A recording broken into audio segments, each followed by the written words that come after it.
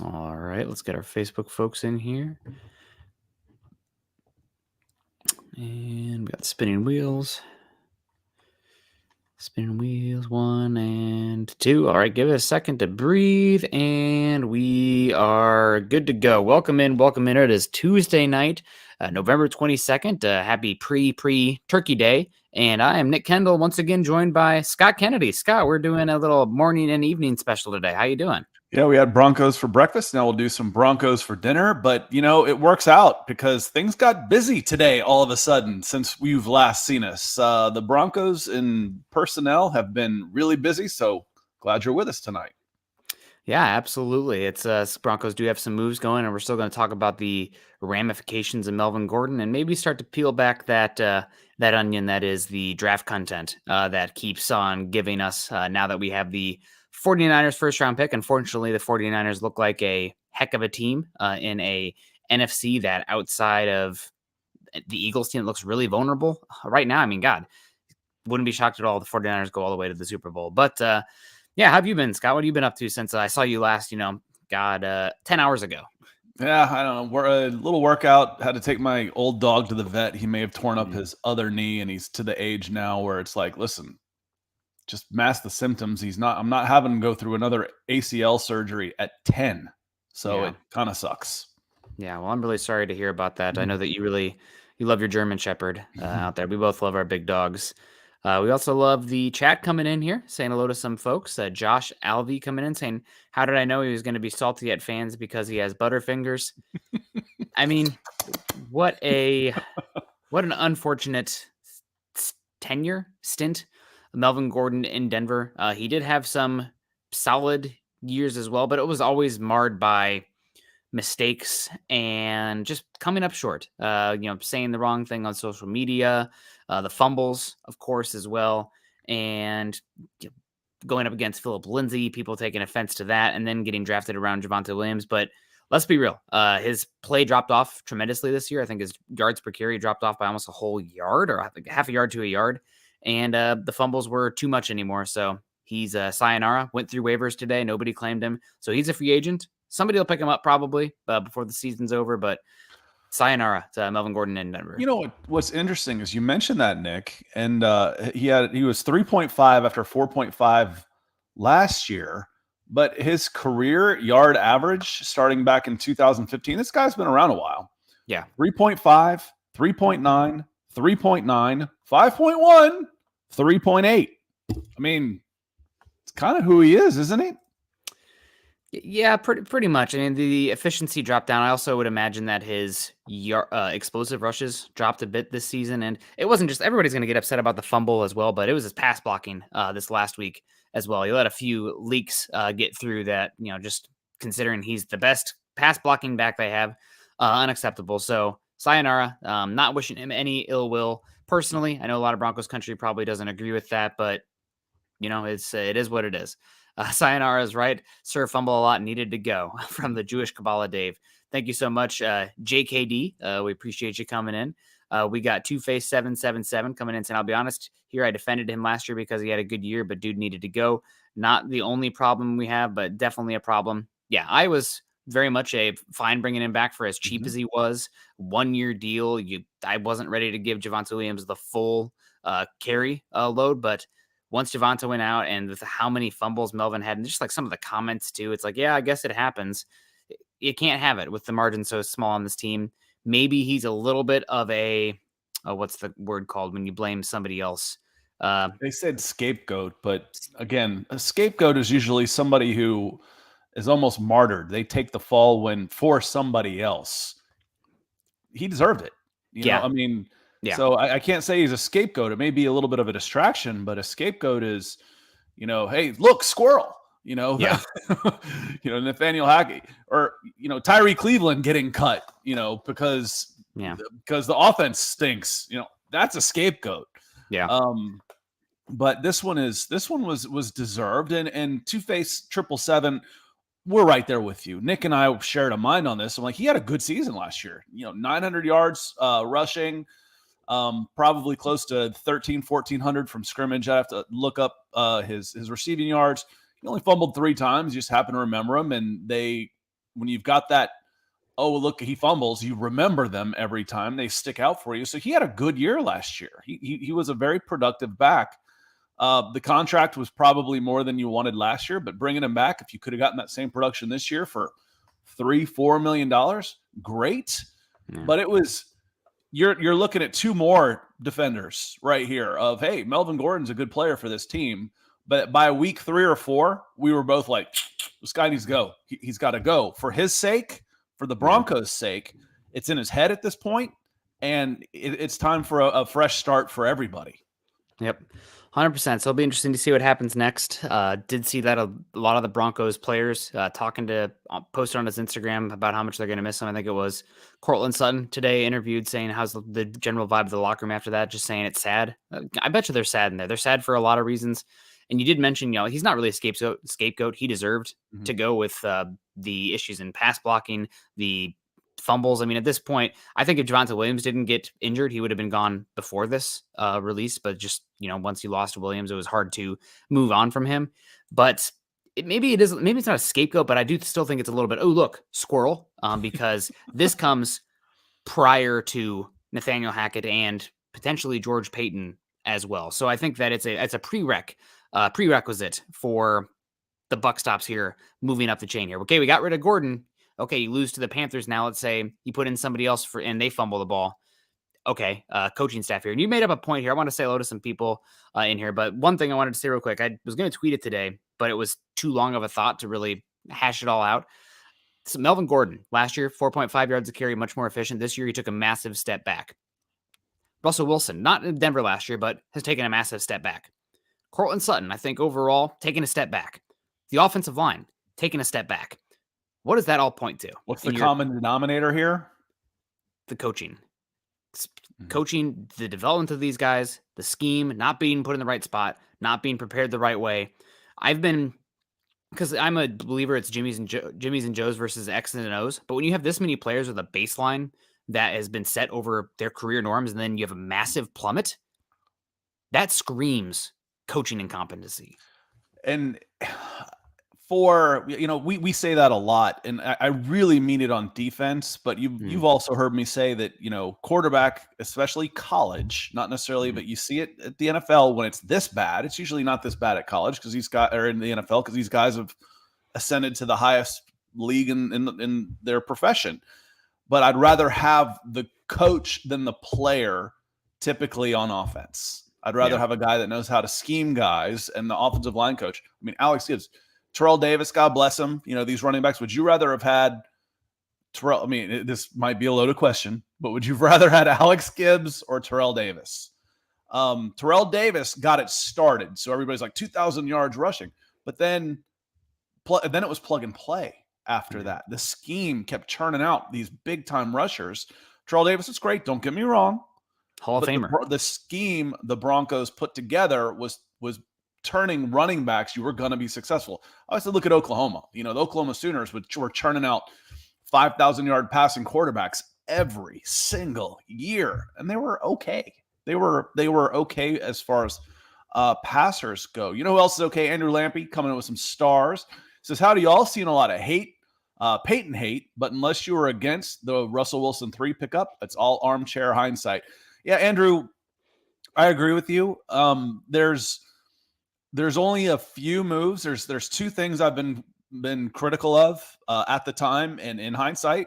And one, I'll say the move wasn't a heist. That was a good deal for the Seahawks. I think it was a good deal for the Broncos at the time too. 1, 2.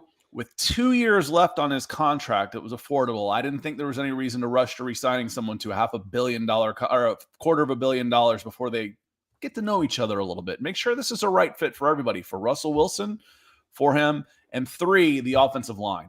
Those are the two ones I've been critical of consistently are the offensive line, and then less so the pump the brakes a little bit on the extension with 2 years. 1 year, you don't trade 5 picks basically, and players for a 1-year deal unless you've got the extension already worked out. You don't do that with 1 year left on his deal. Yeah. 2, you've got some time to be a little patient. Yeah.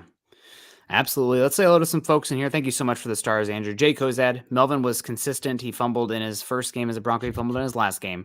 Guy had the worst timing every time he fumbled, and we couldn't make up for it. Absolutely is a big issue, and probably the main reason that he's gone. Dylan Von Ark's coming in here saying, Sup Broncos country. Make sure you guys hit that like button on the way in. Share on all platforms and subscribe if you haven't already. William coming in saying, no fumble is a good fumble unless you are up 21 points. Yeah, we got Brandon coming in here saying he's just a poor sport. You sucked at your job, so you got fired. Cost us games.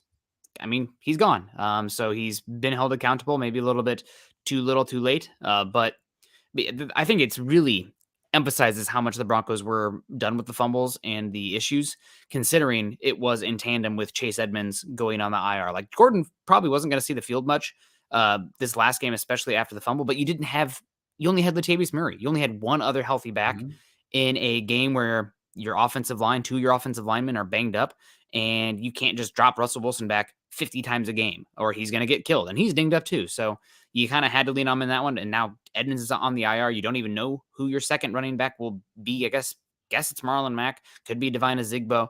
But to move on from him, even with the injury questions there and the lack of bodies in the running back room, I think does really prove the point that the Broncos were done with him.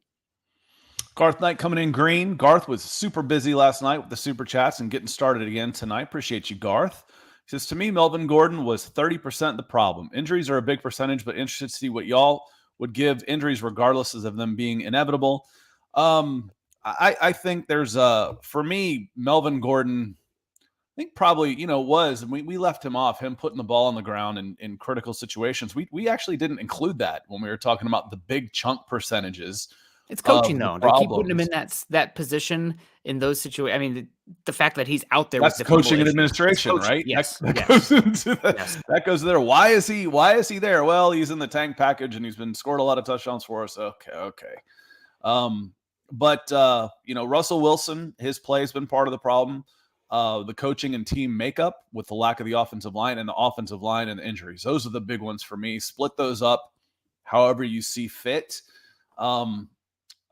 For me, I would like to see a competent offensive line before I start throwing everybody else under the bus. I think that Russell Wilson, we've seen glimpses of Russell Wilson being really good. He's not at his worst. He's not this bad. That's not the baseline for him. Like if he's got a floor and a ceiling, we've seen his floor. The floor is not the baseline. He's better than that.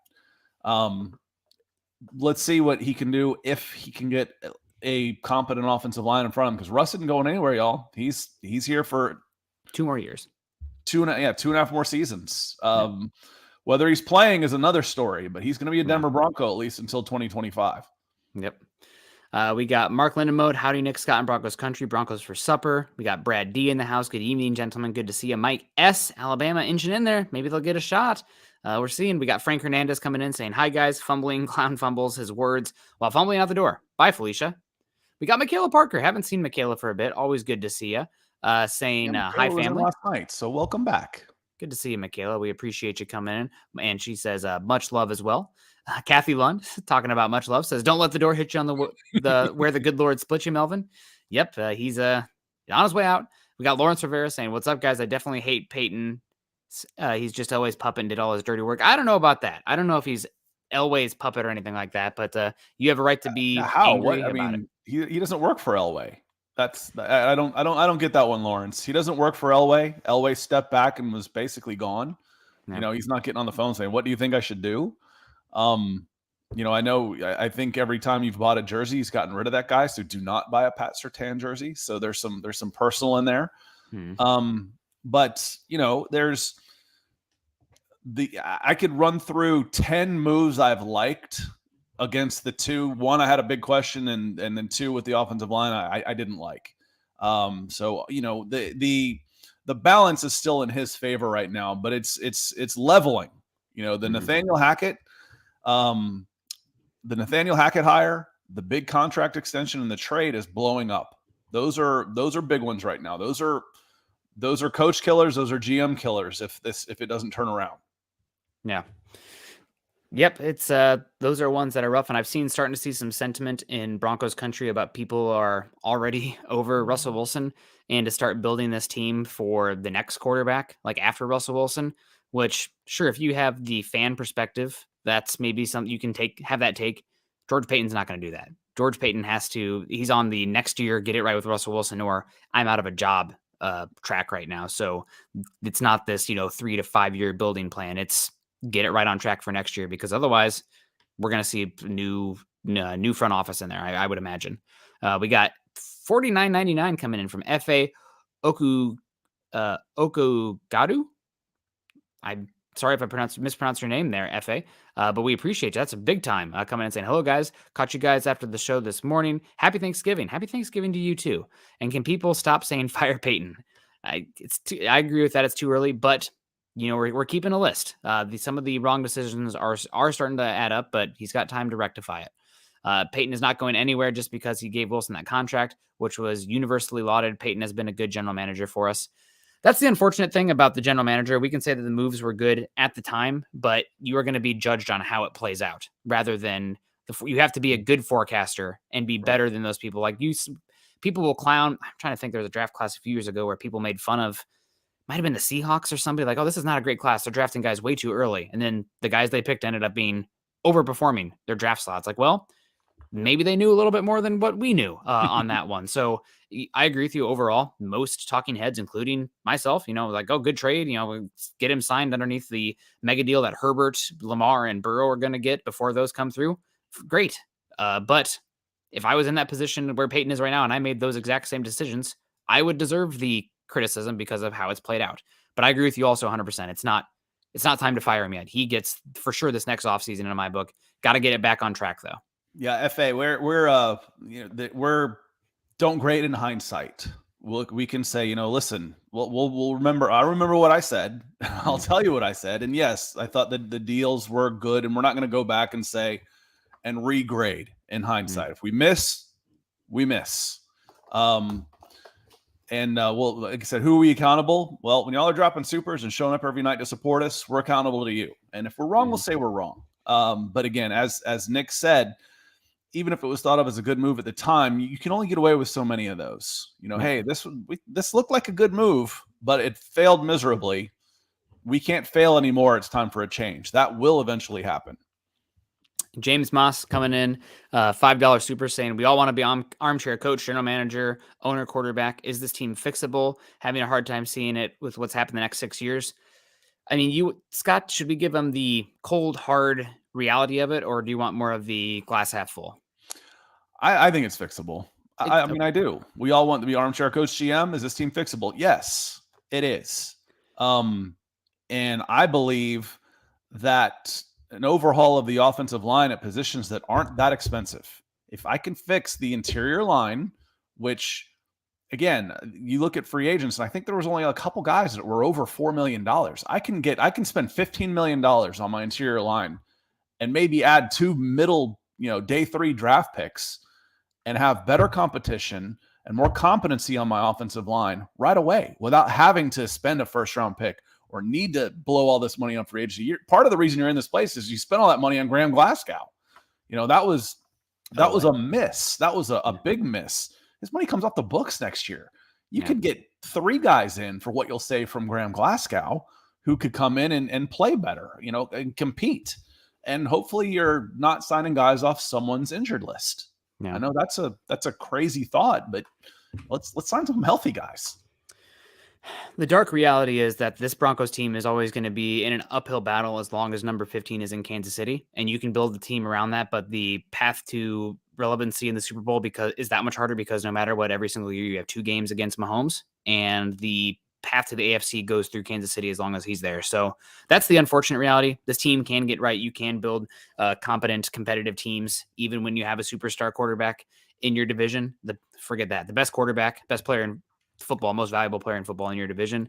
But I agree with Scott. I think you need to get down to basics here. They've tried about everything besides the all-out somewhat over-investment in the offensive line. I think it's probably time to do that, especially with how the game, I think, has evolved over the last 2 years. Scott always says the league is cyclical. It changes a little bit, but patterns do tend to, if they go too far one way, then you get punched back the other way. I think the running game is becoming more valuable. I would lean into that with Russell Wilson personally. Ryan Slavic coming in here saying about Gordon, he always had a poor attitude, and when things didn't go his way, he just would complain on the sideline. Toxic player, no place for that on the Broncos, especially right now. It does seem like that on the outside. The way his teammates responded to him on Instagram, and again, that could just be, showing face on social media. But the way his teammates responded, I think he did have some fans in that locker room, but didn't do his job and is held accountable by getting out of here. Rodney Garcia, good evening, Nick and Scott in Broncos country. Sending prayers to you, Scott, on your loving dog. Yeah, God. Appreciate it. Yeah, he's still bright-eyed and bushy-tailed, so as long as he's looking at me, look happy, we'll keep taking care of him. But he tore everything up in his left knee when he was 3 and went through that. He's got titanium. He's got a titanium knee in his left knee, and his right one seems to be going now. So that's no fun, but he'll be all right. Appreciate the thoughts, Rodney. He also said, Melvin Gordon, I'm glad he's gone. Now bring back Phillip Lindsay. We need that Colorado native. You know what? If the Broncos were in a competitive state, I'd be like, bring back Melvin Gordon or Phillip Lindsay. Why? But this team, we're here for the storylines at this point. I mean, God, if that's going to put fan seats in the butt and give some people to watch and tune in and cheer about, then I'm not against it. That's for real. I don't think he's available for every single team to sign him, and he's still out there, and he's been available on practice squads for the last 2 years. That probably speaks to the caliber of player that he's viewed at across the league. But yeah, he's been basically cut by 4 teams in the last 2 years. Yeah. It's not that you don't have a chance. It's almost better for him, while he's still getting a paycheck anyway, which he is with the Colts. It's almost better for him to stay in this mythical status that Broncos fans have put him in, because there's only one way to go from there for him. And right now you've got him on a pedestal.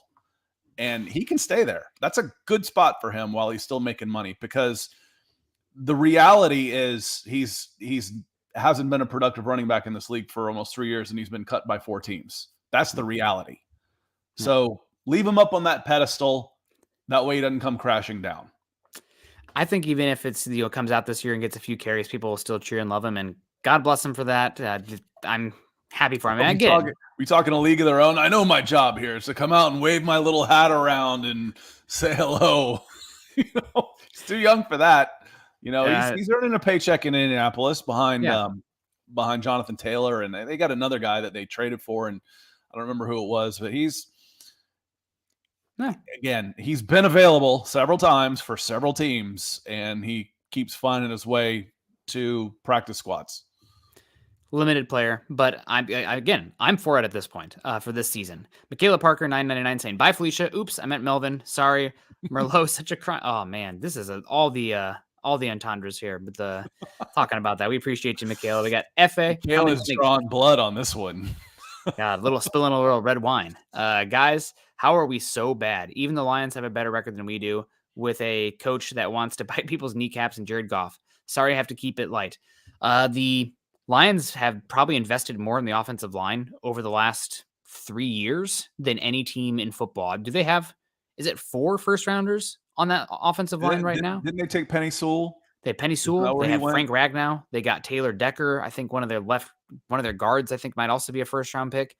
And they hit on Amon-Ra St. Brown. They have Jamal Williams, looks pretty good there. I mean, they're a better team and an ascending team, and they look like a more competently coached team. Their defense has started to turn it around a little bit too. So it's unfortunate. I know even the Lions are better than the Broncos right now, but hey, down now, but not down forever. At least we hope so.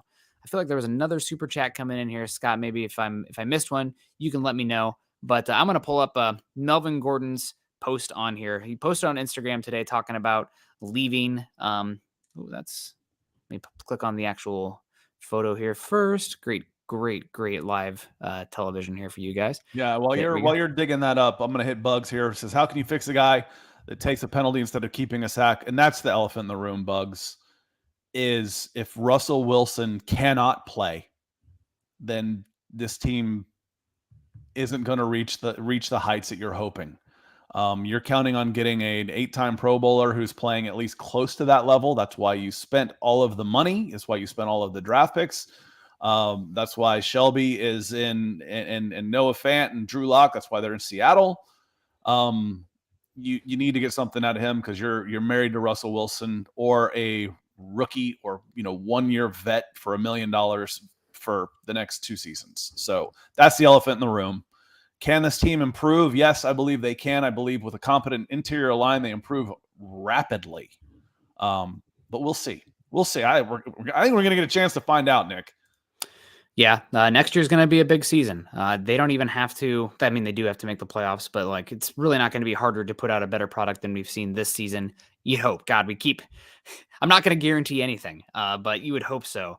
It would be unbelievable. I guess if the Broncos are this bad again next year, then we're going to be all, starry-eyed and pies in the sky talking about Caleb Williams at USC and the quarterback at North Carolina as well, Drake May. But at this point, Melvin Gordon posts on Instagram, leaving Denver, says, can't say it's been the easiest 3 years. No doubt about that. But thank you anyway, Broncos, for helping me continue my dream. For my teammates, y'all boys really helped me keep my joy with this game. And for that, I'm forever thankful. Couldn't say bye to everyone on the way out. Would have been too emotional for me, no cap. But y'all know we forever tied. Made some relationships there I'm a hold dear forever. Damn, I'm going to miss y'all boys. It was an honor. Y'all were great teammates, but an even better men, and I'm going to miss the times. And we have Raheem Moore on there talking on him, Justin Simmons. We got Sweet Feet, who was James White, who played with them for a little bit.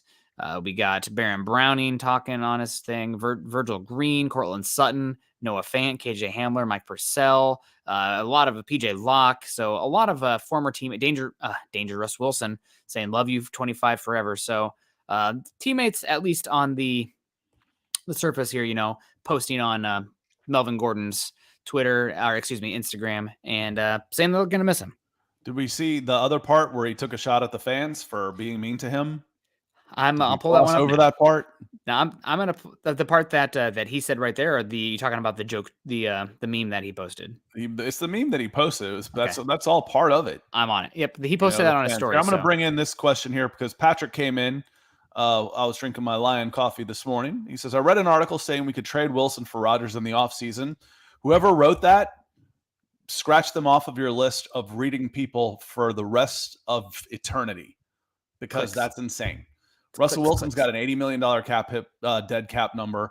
And let's see. Aaron Rodgers has $100 million next year. Yeah. So even if you were able to swap their salaries and pick them up, you're still talking. And Nick, if that's how it works, right? If I trade the difference in base salary would come with it, but the base salary is usually not that much because they use all of the signing bonus and then they extend it 7 years until they're 62 years old, Bobby Bonilla style.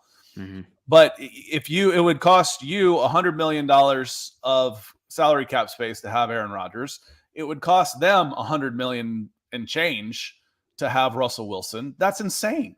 That's whoever said that, it can't be somebody that is credible. It can't be because that's not a credible take. Nope. Not at all. Thank you so much for coming in, Patrick. And here is the and no offense, Patrick. I just this came up this morning and I thought it was kind of a joke. Yeah. No doubt. It's not happening. But here's the meme with obviously it's the OJ Simpsons and the Ford Bronco there with Melvin sitting there in the driver's seat, photoshopped in, saying, ha ha ha, boy, y'all fans was hell. Thank y'all to Broncos country. Let's at least laugh on the way out. See, I don't take offense to this one. I think it's just a silly meme because the fans were pretty on his butt and rightfully so. So he's just seen that happen before. Have you ever seen somebody else do that on the way out? Say y'all were really hard. You were really tough on me. Have you ever seen that before? I haven't. No, I've seen some stuff in hindsight after the fact, later on. But I don't think I've ever seen anything like that before. No, I think you can see Melvin Gordon. I like his personality, just the way he talks, but there were some of those that you should have put some thought in that. And obviously he did, I think he's like, oh man, when I get cut, this is what I'm going to do. Cause I'm going to get cut. That was unnecessary. Yeah. That was unnecessary. Yep. Yeah. It's, I don't know. I thought it was a funny meme. I think he probably saw it on social media and then took it for his own. Didn't see a watermark on there, but I've had that happen before. I had Von Miller take a a meme and a image that I made and then posted on his Instagram. So, whatever. It was an But image that you stole from somebody else that you didn't know the copyright to either. I put him on the Game of Thrones chair and I wrote a whole like Father of Chickens Exactly. thing. But It's like everybody's just stealing from everybody at this point. Yeah, true. There's so much content out there. Talking about content, Jelly199 saying, is Hackett one and done more of a fact or just how we feel? I think it's 90% likely that he's one and done, and 10% that this team gets hot and something clicks. But with how injured they are, with how bad Russell's playing, with the lack of running backs, and how tough the schedule is down the second half here. I mean, 2 Chiefs games, the at Baltimore. I mean, there's no way in heck, right? There's just maybe 95 to 5% gone to stay. I thought you were going to say the other 10% was that he doesn't make it to the end of the year. Yeah, 90% he's gone at the end of the season. 10% he doesn't make it to the end of the season. Yeah, that's probably more realistic. I don't think it's just how we feel. I think it's how. Some of these moves we're starting to see made now. Hey, you're giving up play calling. We're cutting these guys. These aren't the. He doesn't have general manager control. These are moves that are being made for him, I would think. And maybe, man, you got nothing to lose at this point, dude. Go out there and let it, whatever you've wanted to do it. Yeah. Get it done. If you wanted to cut and frankly, he took a shot at Melvin yesterday too. Yep. Someone asked him about the missed field goal. I played it this morning. Someone asked him about the missed field goal and Hackett says, well, I wish we weren't kicking a field goal at that point, but that's not all just on one person. And for Nathaniel Hackett, that's a shot.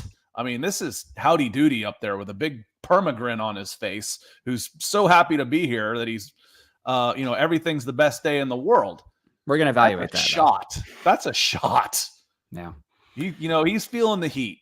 He's feeling the heat too. They'll appreciate you coming in with the stars. He's got the angry face coming in, the angry reaction. He's mad. Well, we love you anyway. We love you. Appreciate you coming in. Yeah, better late than never. We also got Garth coming back in saying, Scott, here's a question for you as a scout. What would it take to fix the offensive line through free agency in the draft? Also, will it take more than one offseason? You could get this, because your baseline is so bad, you could improve this line dramatically quickly. But what you're looking for is with offensive linemen, I want to see agility. When you're watch those shuttle times, watch those L cones. When you see the point of attack, when we're watching the one-on-ones and everything during Senior Bowl and they're going up against other defensive line, how do they hold up at the point of attack? Those drills are heavily skewed in favor of the defensive linemen until they go run drills. So if you can find anybody that can even get close, that can engage and stay engaged and have the strength, you've got something. You've got something there. We saw it a bunch the year before, and I'll be at the Senior Bowl, I'll be at the Shrine Bowl this year. Go out and find those guys. But we've seen interior linemen and some offensive tackles come in and contribute early. And we've seen mid-round guys, 3rd, 4th, 5th round guys come in that we liked. Say, hey, listen, he's got the size, look at the frames. So I like it works both ways. Do you have the traits, your physical traits, to say, okay, I want to see this guy play football? Or do you have do you get it done on the field so much where, okay, now I want to see the physical traits? Take a guy like Abraham Lucas or Spencer Brown. Spencer Brown goes out there and kicks everybody's ass at Senior Bowl. Okay. That's a small sample size. How does he go and test? Okay, well, he tested off the charts. Goes and kicks everybody's ass at Senior Bowl, shows great feet, good length, and then he's got the athleticism to go with it. I'm like, okay, that's a guy. So it can be done. Free agency, that should be a little easier. It should be. Find out why he's becoming a free agent. Do all the freaking background checks in the world. Does this guy have an injury you don't know about? What's going on? Find out. Find out why he's hitting free agency. Yeah. It's unfortunate. And we got Diamond Rattler coming in saying, I don't want any vet offensive line. I want young rookies built through the draft.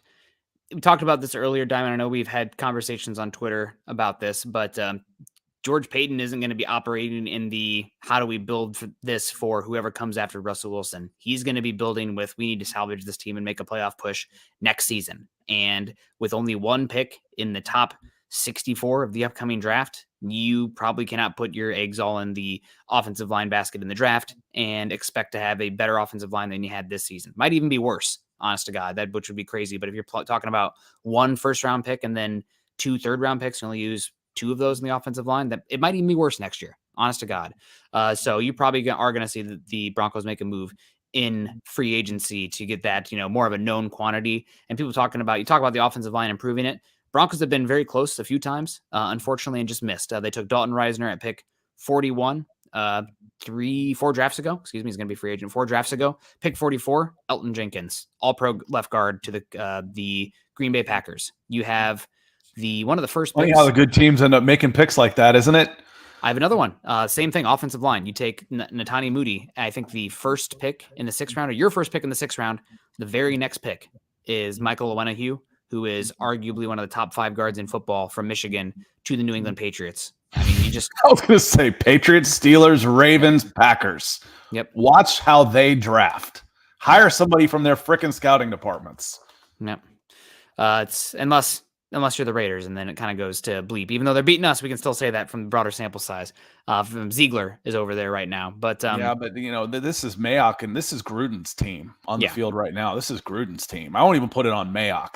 I'll say this is John Gruden's team. And Clee coming in talking about draft, name a position the Broncos probably need an upgrade there. And you are safe when you start hitting draft. You want to go best player available. We've got our tiers where we think that, tiers, I don't mean it that way.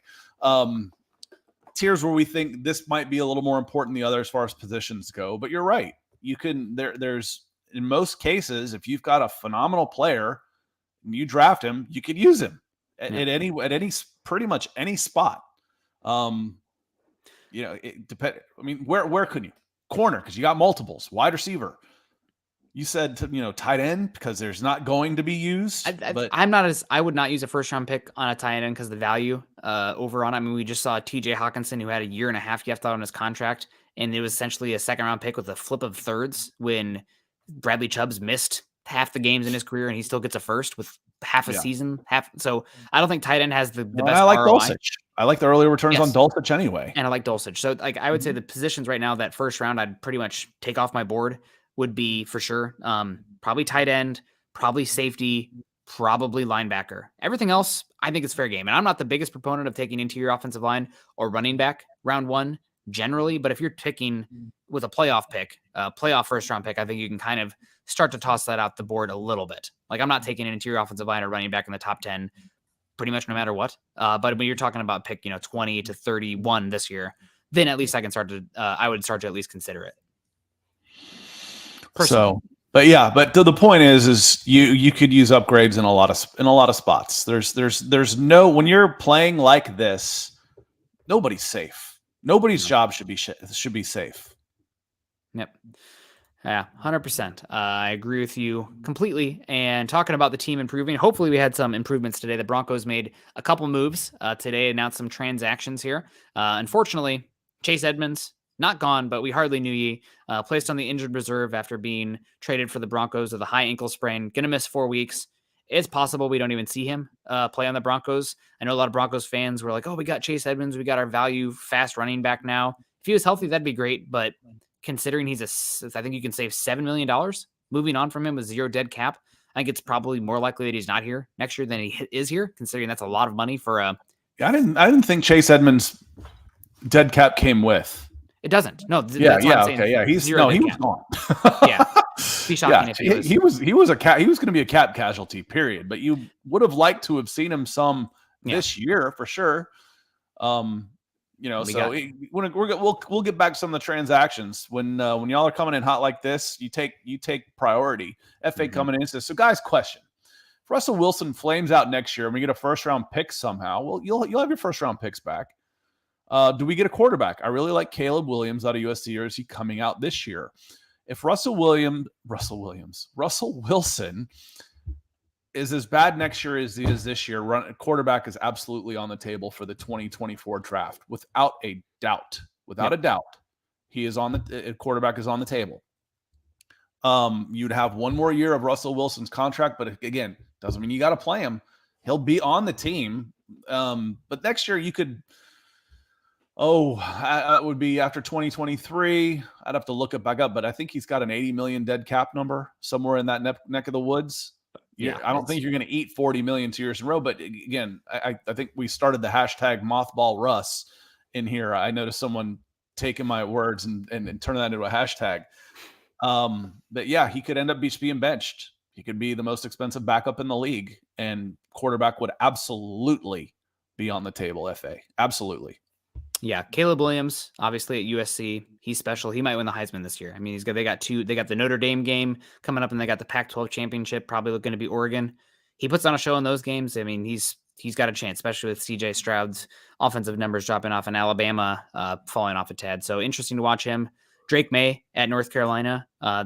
You know how I first heard about Drake May? I don't follow recruiting that much, but I was looking through, who's the top paid players right now in NIL money? Drake May was 8th overall. I'm like, I should probably look at this guy. If you're making that much money from NIL, there's probably something going on here. And there's a lot of money at North Carolina with the two sports, with the basketball and football. It's a lot like Michigan, that you don't really think about UNC as being a powerhouse like that. They are.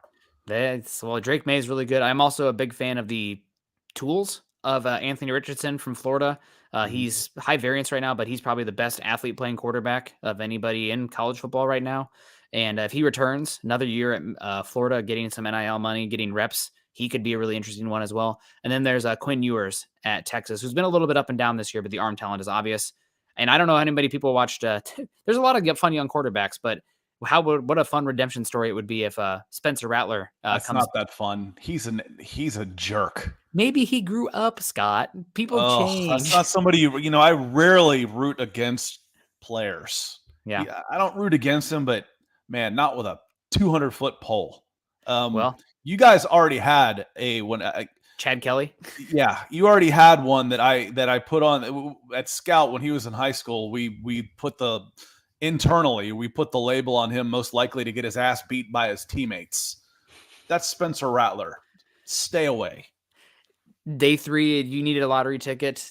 I'm from where I sit, maybe. Oh yeah, that is different. It's a different conversation. A 7th, but I'm talking about you're not drafting the guy in the 7th in order to come in and compete with Russell Wilson.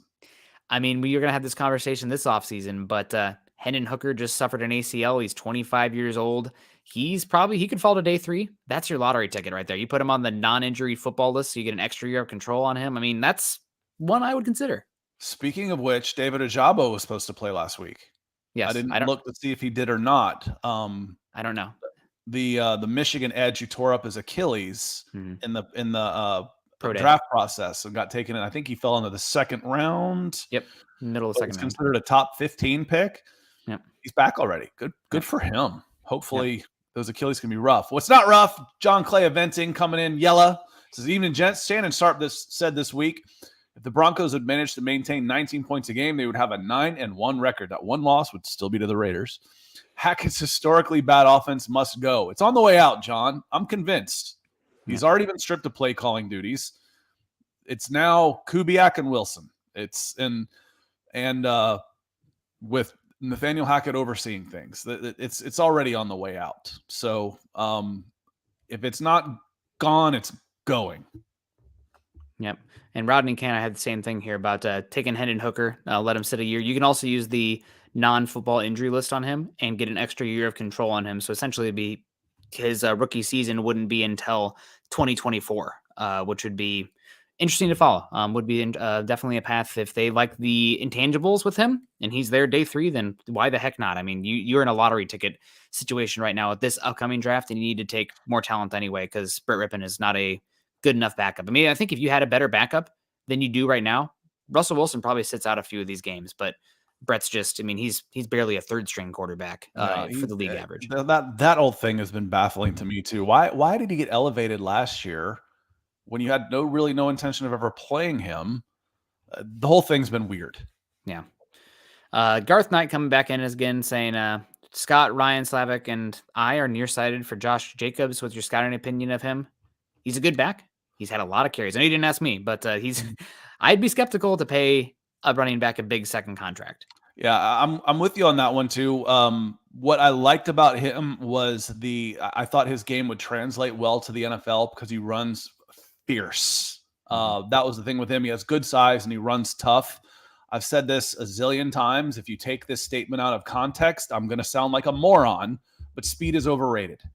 If you look at guys that are successful, they have lateral quickness and they have balance. Balance, you can, and the vision at the running back. You cannot measure balance, but you can see when someone's got it because they don't get tackled. Guys just slide off them. They hit them and they stay sideways and they bounce side to side. They run through the trash and they're able to beat, they're not getting tripped up by arm tackles going through the line. They're blowing through those guys. Josh Jacobs is one of those guys, and he's fast enough. By the time a 4-4 linebacker is able to change directions, if he's coming downhill and that kid breaks through the line, by the time he's able to change directions and turn and catch him, it's 65 yards. Mm-hmm. So, if you can get that guy and he's running in the 4-4s, you got Jamal Lewis. You've got the truly special guys. But 4.6 and that is plenty fast enough if you've got size, speed, and power. The strength and balance and vision plays better in the NFL than the 4.3 guys who can't break a tackle because everybody's fast and that field just keeps getting smaller and smaller and smaller. It's like, why is the option not work in the NFL? Why, they run some of the option, but you don't see the old-fashioned options. Why? The field's not big enough. If I've got a 4-4-5 linebacker, I might have a 4-3 running back. By the time he has created enough separation to turn that corner, they're out of bounds. So the field's not big enough for as fast as these guys are on defense. So the balance, the strength, and the speed, and Josh Jacobs had that toughness with him. So I was a fan of his coming out. He was a good back. I never thought he didn't have any explosive traits. I thought he was just solid across the board. He runs like every freaking carry is gonna. He came up. He had to earn it. I think he played 5 years. He's an older guy. Yeah. I think he waited his turn. In Alabama. Where they will recruit 3 a year. I mean, they had Alvin Kamara. I don't remember who all it was, but it may have been Alvin Kamara, Derrick Henry. I think Mark Ingram had already come and gone by then. Bo Scarborough. Oh, Big Bo Scarborough. He should have been a defensive end. Yeah. But they signed 3 like that all at once. That's, God bless you. If you're willing to wait your turn and you get a shot at Alabama. Typically, though, I always say at places like Alabama, Georgia, Texas, USC, you should never redshirt a skill player because you're not going to, if they're any good, you're not going to keep them for, 4 or 5 years anyway. Yep. And if they're there in 5 years, you probably don't want them to be. You've already recruited over their heads. Yep.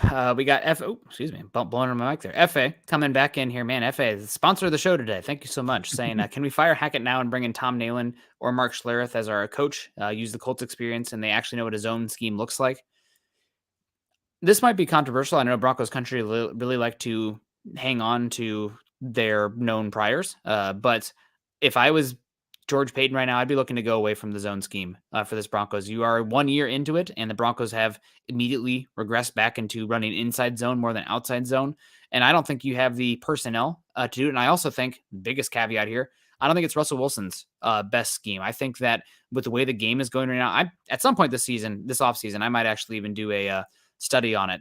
But teams across the league are running better from gap and power scheme and a yards per carry average. And the teams that are running zone at the highest level are teams that have an athletic quarterback. I don't think with the zone read option holding that back end edge defender there, I don't think that back end edge defender is going to give a flying hoot about Russell Wilson as a runner at this point. So I'm more interested in a Bruce Arians style of offense that is power run, a lot of duo up front, and then deep drops with trying to hit him over the top. I think that's the style of offense that Russell Wilson would be best at this point in his career. It works. The key with that one is you better be accurate. Yep. You've got to have an accurate quarterback in order to play that way. He's accurate vertical, though, more so than the quick game. That's my thought at least. But no, I'm all about a power running game and play action. Yeah, I love it, and it's fun. I mean, one of the reasons we have grown up loving this game, at least old guys, was the physical domination of the other person. Mm-hmm. It's a tough game, and when you see someone impose their will and they can't stop it, it's satisfying. Mm-hmm. Yeah. We're at 50 minutes. We got to get to some of this news here today from the Broncos. You guys just keep killing it with the super chats, so we'll keep answering them as long as they come in. But appreciate everybody coming in, not just the super chats. But Broncos, obviously, we mentioned it, putting Chase Edmonds there on the injured reserve. He will be due back in 4 weeks. It's possible that we don't see him at all, but maybe the Broncos try to salvage something to end the season with him over one of the last. Let me see how many games we have left. 6 games left. So he would be available for the last 2 weeks. The Broncos are 3-7. That's 10. So 7 games left. 17. Yeah. I think you've already had your bye. The Broncos have already had their bye. So there's 7 weeks. There's 7 games, 7 games left. So might be back for the final 3 games of the season. We'll see. But he's placed on IR. The other big move today, Broncos bringing a linebacker from Texas Tech, who just beat Iowa State in a fun game this last week. But Dakota Allen. Dakota Allen played in a lot of games so far this year, but he's mainly been a core special teamer. I remember scouting him in it would have been the 2018 draft, and that list of linebackers there. Maybe even the same draft as Josie Jewell, or one draft after. But been pretty much a core special teamer. This is a special teams move. I think this might be an answer to not the exact position as Tyree Cleveland, but somebody who can get out there and do some running and hopefully shore up what has been arguably the worst special teams unit in all of the NFL. Yeah, I know. It's almost his not the production, but body type and everything screams Alex Singleton to me. So it's like, here's your Alex Singleton replacement, because Alex Singleton is being counted on to play 60 snaps on defense every game now. Yep. Very true. Also, and of course, Jonas Griffith season ended. So this is probably actually more of a Jonas Griffith thing than anything else, with Alex Singleton being elevated even more to the starting lineup. So that's probably what it is. The other news here today, a little bit more on the bottom side of things. The Broncos sign running back Tyreek McAllister from Charleston, rookie, to the practice squad. And also another linebacker, Ray Wilborn from Ball State. Go Cards. I think that's where David Letterman went to school. I remember always Ball State. They always talk about him. Yeah, he's a linebacker. So, sorry, I think that's what you said. I heard for some reason 6'3", 230 pounds. I thought I heard another running back, but you said linebacker. Yep. Yeah, and the Broncos then also released from the practice squad Harvey Langley from BYU, Brigham Young. So 5th-year player. I'm just going to assume he's older because he went to BYU as a 5th-year player. That name doesn't sound familiar to me. He probably, because maybe not. I remember him in high school. He was out of Utah and went to BYU, and he played running back. I put some of his highlights on one of my YouTube channels. He ran angry. I liked the way he ran. He was an Army All-American as a running back. Okay, well, cool. We'll see how the Broncos play out here. But Lawrence needed him is Lawrence or Miguel. Both they're always pushing for the fullback. Maybe you should have tried Harvey on that side of the ball. There's only two fullbacks in the league that I care about, and that's Ricard for the Baltimore Ravens, who we'll get to see at some point. At like 290 pounds, defensive lineman / fullback. God, how could you not love that? And of course, Kyle Juszczyk. But the fullback position is kind of changing. Not to go too much on a philosophical part here, but it's kind of become a tight end, fullback, H-back hybrid piece where there's some niche plays out there. But the classic, we're going to run ISO all game, not happening. It's just a matter of time before they start calling it an off-ball tight end. We already have that. We have the H, the F, which is the H-back / H-back fullback. Yep. Off-ball tight end. Yeah, I always love the college coaches coming in here. So there's the position that's essentially the like safety, cornerback, linebacker hybrid. And it's like, okay, what can we name this position as cool as possible? I know. Viper. We're gonna call this position Viper, and there's just like all this stuff. It's always got some. The easy one was the Rovers. They'd call them a rover. Yeah. But yeah, they had some fun. Each defense would kind of call that a different position. Yep. But Viper is pretty cool. So I just saw in here says that Sam Darnold, who is starting, because we don't tank in the NFL, we evaluate. We don't care if we were trying to win. We're just going to try and win with somebody else. And hey, if we lose the game, great. It's better for our team. When you reward losing, you get losers. But Sam Darnold, they want to try and evaluate him and see if he is going to be part of this future, because that is the mode that the Carolina Panthers are in. But I'm interested to see his career splits. How has he done against the Denver Broncos in his career? He is 1-1 with a completion percentage of 51%, 3 touchdowns and an interception with an overall quarterback rating of 82. He also sacked 7 times. he also had an incredible rushing touchdown against the Broncos where he deked Justin Fields in the open field like you would not believe and ran for like 50 something yards. I think it was a Thursday night football game, and it was, fun fact, Brett Rippon's only career win. Maybe they played Brett Rippon too. I don't know. Victor T coming in saying, what happens if Russ is outplayed by Darnold and he hasn't even played? If he's outplayed by Darnold, I think it's because the Broncos get bullied up front in the trenches and they make it really easy on Darnold. This Carolina team has made a lot of investments over recent seasons in the offensive line.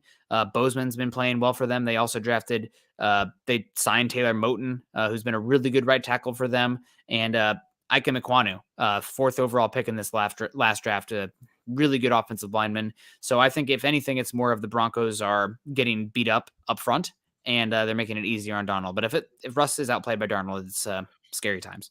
$18.5 million going to Sam Darnold's pocket this year.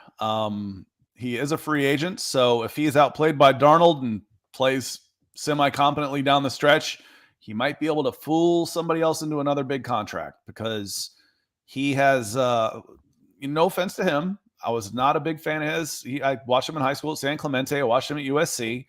And trading up and thinking he was going to be the next big thing in New York was a humongous waste of resources. Trading a second-round pick for him, okay. Then immediately you had to pick up his option and take that risk. That was the risk that Carolina had to take. But they found out pretty quickly that, hey, he's just not that good. He'll have his moments. Frankly, who does he remind me of? If we want to talk about guys with some decent arm talent, takes too many chances and turns the ball over a little too often. Does that sound like anybody we know in Broncos country? PTSD coming in here. The difference is Drew Lock was a second rounder, and a lot more went into Sam Darnold, so people are willing to give him more chances. Yeah. When you make that investment, you try and get your return on that investment as much as possible. Here's a fun question for you. Has Zach Wilson been even more incompetent than Sam Darnold so far? Because let's be honest. I mean, let's say the numbers are similar. This is a much, much, much, much, much better Jets team than what Sam Darnold had around him. So. I think Zach Wilson's been worse than Sam Darnold. When I've watched Zach Wilson, he's the worst quarterback in the NFL. The pre-draft that's Mormon Drew Lock takes, looking a little bit more and more true there. Although he's been worse than Drew Lock, which is crazy, but crazy. Crazy. Jets are in a better position than the Broncos. We shouldn't be casting too many stones, but it's kind of funny to look back on. And hey, I know the Broncos apparently were potentially interested in Zach Wilson in that draft and maybe even called to move up. Maybe they dodged a bullet on that one only to get hit by another one with Russell Wilson's contract. Who knows? I still don't understand the knock on Justin Fields. I really don't. Were they talking about it wasn't diabetes or something, or epilepsy or something? That was epilepsy. Is that really what was scaring people off so bad? If that's what it was, fine. But as far from a scouting perspective, it wasn't close. Justin Fields should have been the second pick in the draft. Should have been. I said it then 100 times. I'll go to my grave saying that one. I may end up being wrong, but I'd rather have him than Zach Wilson. Yeah, and Colin's saying he's still cracking on Drew Shame. You're right. We're playing the old hits there. Drew's elsewhere, and the Broncos are in a bad spot. I'm just saying that Sam Darnold reminds me a lot of when we start going through why hasn't it worked out with Sam Darnold. It reminds me of another quarterback near and dear to our hearts. And the thing is, where I was going with that. Sorry, so thank you, Colin. He's capable. Because of his aggressiveness, he's capable of putting it all together and having a good game and throwing a 3-touchdown game on you, where you don't want to be that team because, he'll be like a Sammy Sosa. He'll go up and strike out against the first 3 pitchers, in a series, and then he'll beat up your number 4 starter. You don't want to be that guy. That's where Sam Darnold is. He's capable because he is so aggressive and he has a decent arm to put up big numbers but he's over aggressive and makes too many mistakes. If he has a mistake-free game against you, he can beat you. Yep. 100%. We'll see how it plays out. And I think it's time for us to get on out of here.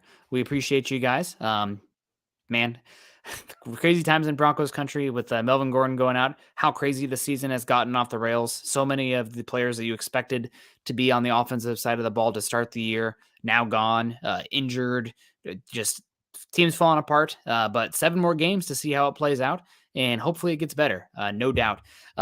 Still going to be tuning in. No doubt Scott and I are still going to be coming at you guys live, morning shows, sometimes evening shows, talking this Broncos team and starting to get ready for the offseason and reshuffling the deck and hopefully putting together a more real shot at the playoffs next season with this Broncos team. But we'll see. You never know until you see the product on the field. Make sure you guys are following Scott and I on Twitter. Scott is at Scout Kennedy. I am at Nick Kendell MHH. Also, make sure you're following us at BTB Football Pod and, of course, at BFB_pod because Scott's here and we got the Broncos for breakfast with us too. And at Mile High Huddle. If you haven't done so yet, join our Facebook communities at facebook.com/Mile High Huddle and facebook.com/Mile High Huddle pod. And as the ticker says on your screen there underneath, please subscribe, like, and share over on YouTube. Hit that bell icon so that way you know when we go live. And Scott and I will be live again tomorrow morning, talking a little bit of Atlanta Falcons, what's going forward, what's going to happen with my fantasy team now that Kyle Pitts is out, and all that fun stuff. But yeah, make sure you guys are checking us out there. Any plans the rest of the night, Scott, or you got to get on ready for bed? No, pretty much it for the night. And Garth, he says, will there be a show tomorrow evening? Yes, there will be. There's no interruption in shows except Thursday morning. So Zach and I will be on Thursday night. Real quick, I cranked up a TikTok account for any of those of you. I'm posting the link in there if anybody wants to follow.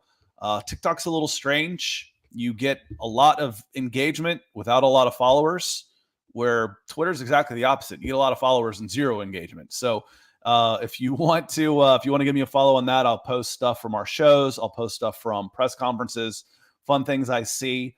But as far as tonight goes, probably going to call it a night. It's getting late here in the East Coast and late for me. I'm an old guy. And then we'll get up and we'll talk some Falcons football and probably some more NFL draft too.